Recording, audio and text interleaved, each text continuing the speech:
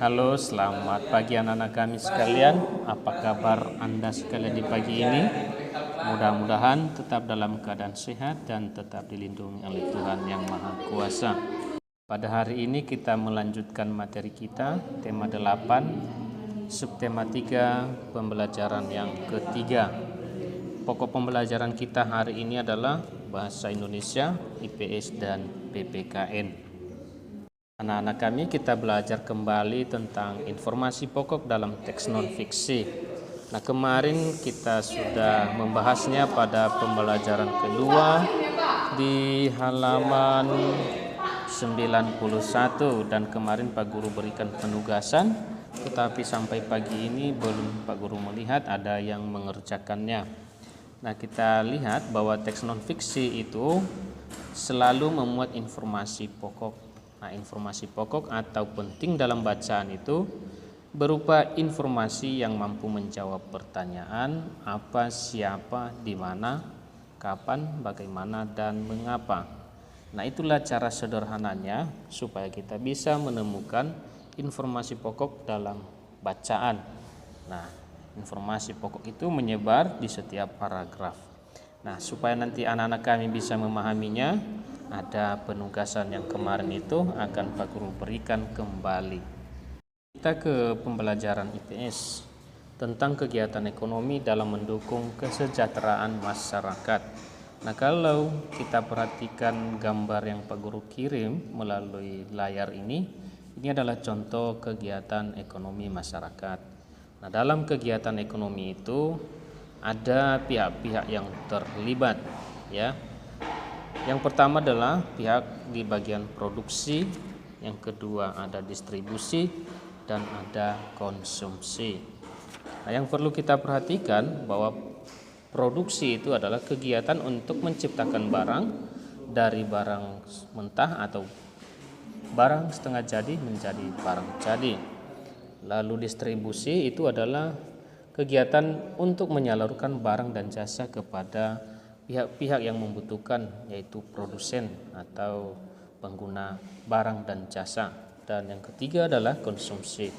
Nah, konsumsi itu adalah sebuah kegiatan yang bertujuan untuk mengurangi atau menghabiskan nilai guna barang atau jasa, dan itu adalah biasanya masyarakat. Nah, anak-anak, pada pembelajaran PPKN ini kita mau melihat bagaimana pentingnya keragaman sosial dan akibat adanya berbagai jenis usaha. Nah, dalam kehidupan bermasyarakat tentu kita akan mengenal berbagai jenis usaha yang dijalankan oleh warga masyarakat. Nah, apa pentingnya keragaman sosial akibat berbagai jenis usaha itu? Dan apa keuntungannya? Maka bisa kita melihat secara garis besar ada 4 keuntungan dari keragaman sosial akibat jenis usaha yang beragam. Ya, satu diantaranya adalah memenuhi kebutuhan masyarakat, terutama 9 bahan pokok. Kedua, memberikan kesempatan kepada warga masyarakat untuk memperoleh pekerjaan. Ketiga, untuk mendapatkan hasil atau imbalan dari pekerjaan yang dilakukan. Dan keempat, untuk mendorong masyarakat lebih kreatif dalam menghasilkan suatu barang.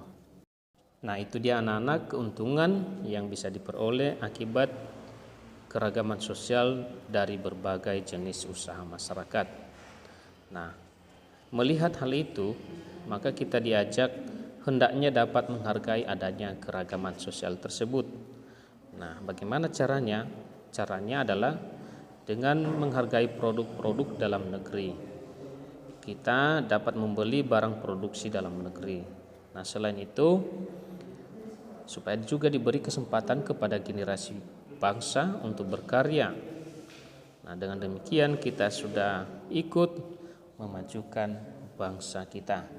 Maka kuncinya adalah kita harus lebih melihat hasil karya kita sendiri dan menggunakannya dalam kehidupan sehari-hari. Nah, selanjutnya anak-anak, supaya lebih jelas lagi ada video Pak Guru sertakan di sini.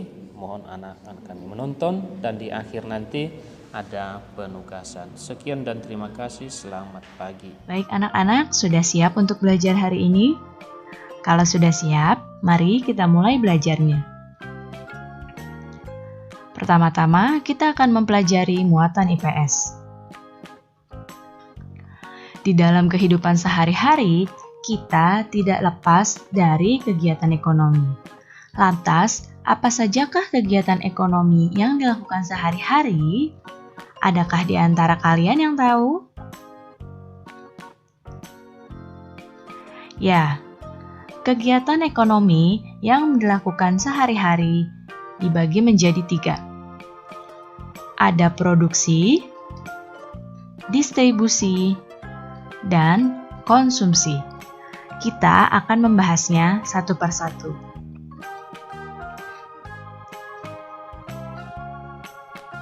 Yang pertama adalah kegiatan produksi.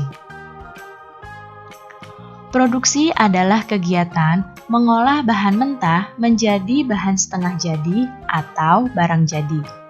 Orang yang melakukan kegiatan produksi disebut dengan produsen. Contoh kegiatan produksi adalah petani yang memproduksi beras. Seperti pada gambar ini ya. Adanya proses produksi menyebabkan produsen memperoleh keuntungan. Keuntungan tersebut digunakan untuk menjaga kelangsungan usaha dan memenuhi kebutuhan hidup.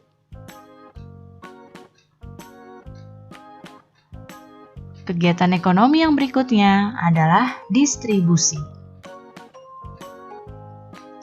Distribusi adalah kegiatan menyalurkan hasil produksi, baik itu berupa barang maupun jasa, kepada konsumen.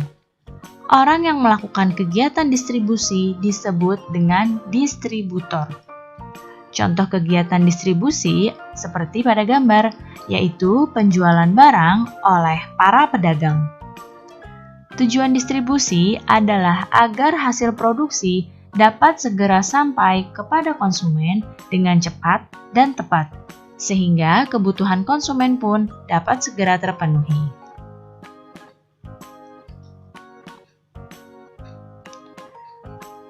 Yang berikutnya adalah kegiatan konsumsi. Konsumsi adalah kegiatan memanfaatkan dan menggunakan hasil produksi, baik berupa barang maupun jasa, untuk memenuhi kebutuhan hidup. Orang yang melakukan kegiatan konsumsi disebut dengan konsumen. Contoh kegiatan konsumsi seperti pada gambar ya, yaitu memakan nasi yang sudah matang.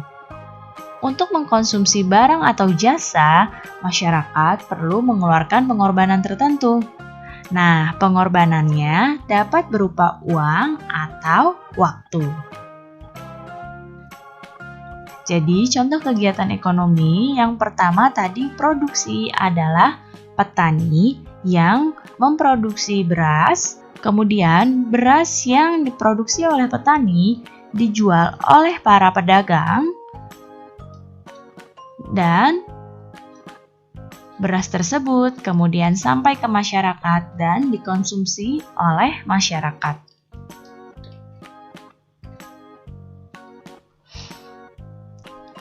Berbagai jenis usaha atau kegiatan ekonomi dilakukan manusia untuk memenuhi kebutuhan hidupnya. Setiap jenis usaha atau pekerjaan itu baik, asal tidak merugikan orang lain. Jadi tidak ada alasannya untuk saling menghina pekerjaan yang satu dengan yang lain.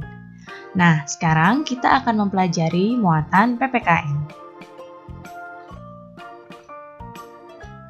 Berikut ini adalah faktor-faktor yang mempengaruhi keberagaman kegiatan ekonomi di masyarakat. Faktor yang pertama adalah kondisi geografis Indonesia yang begitu beragam. Faktor yang kedua adalah penyebaran sumber daya alam yang tidak merata. Dan faktor yang ketiga adalah kebutuhan masyarakat dalam kehidupan sehari-hari.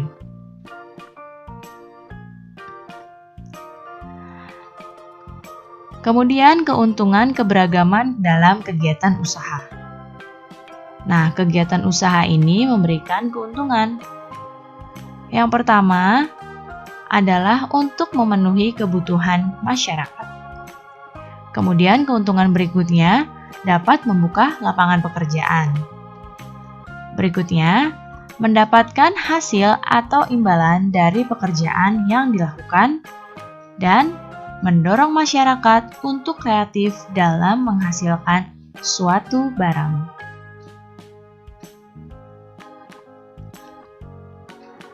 Keberagaman karena berbagai jenis usaha hendaknya kita hormati ya. Alasannya adalah manusia saling membutuhkan satu sama lain. Oleh sebab itu, keberagaman menjadi faktor yang dapat mempersatukan masyarakat yang ada di dalamnya.